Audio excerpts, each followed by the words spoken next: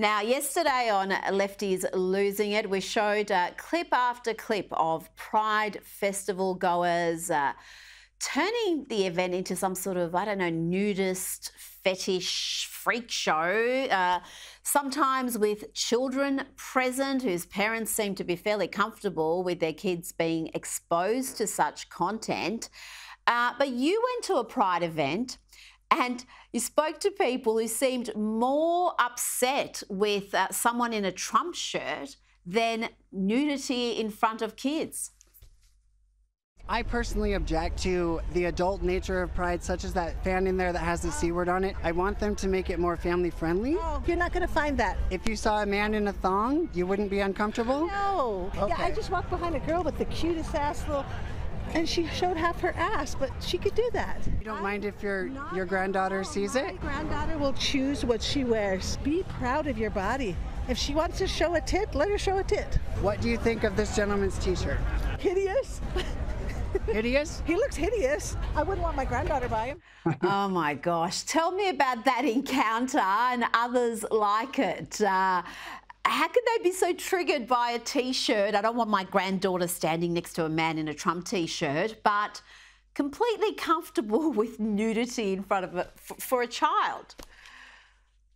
Well, I just have to say that I am humiliated that anyone would consider me part of these Pride celebrations that are completely predatory. They're completely debaucherous, they're embarrassing, and a grandmother like her who's willing to let her innocent little granddaughter be exposed to adult sexuality and nudity, it really is shameful. And so I go to Pride to sort of expose what's really going on in hopes that dignified gay people like myself, conservatives, will come out of the closet and take a stand and get rid of this filthy nonsense that does not represent, you know, hardworking, dignified gay people such as myself.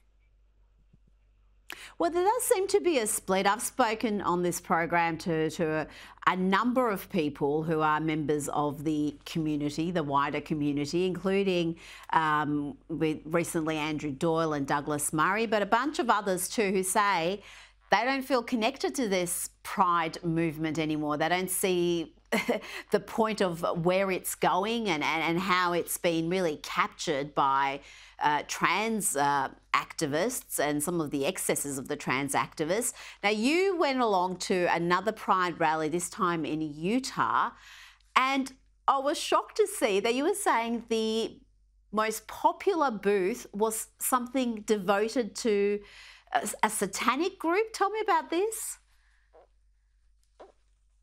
Yes, this was a devastating experience. I've never felt so awful, and I've never felt so much evil in one place. They were the Satanic Temple, and they were unbaptizing Christians by putting blood on their faces and unbaptizing Christians and shouting, "Hail Satan." And it was the longest line at that Pride festival. And I think people just don't realize that the modern LGBTQIA agenda really is in alignment with anti-family, anti-Christian values. And the transgender movement, especially for children, I would consider that satanic, to mutilate children's bodies. So that's why I disavow Pride. I do not find a need to celebrate my sexuality. I don't even care. I care about my talents. I'm proud of that. I'm not proud of my sexuality. So there's a lot of gay people like myself who are embarrassed and ashamed of Pride Month, and our veterans in the United States, they get one day. They died for our, you know, people who died for our freedoms get one day, and yet these explicit perverts in Seattle and San Francisco walking around naked, they get an entire month to celebrate this nonsense. So that's why I became a public figure and I speak out. And I like to think that I am making a difference and helping people wake up and see the difference between dignified, hardworking gay people and the modern LGBTQIA plus, essentially trans agenda.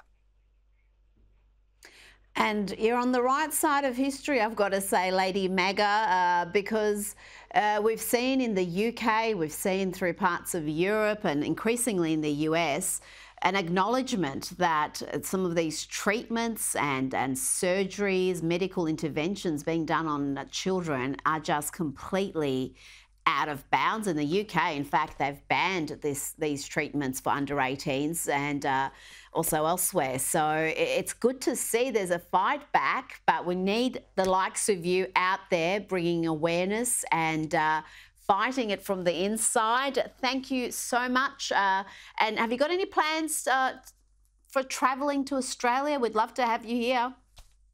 Oh, I dream of going to Australia someday. I have actually a lot of followers from Australia.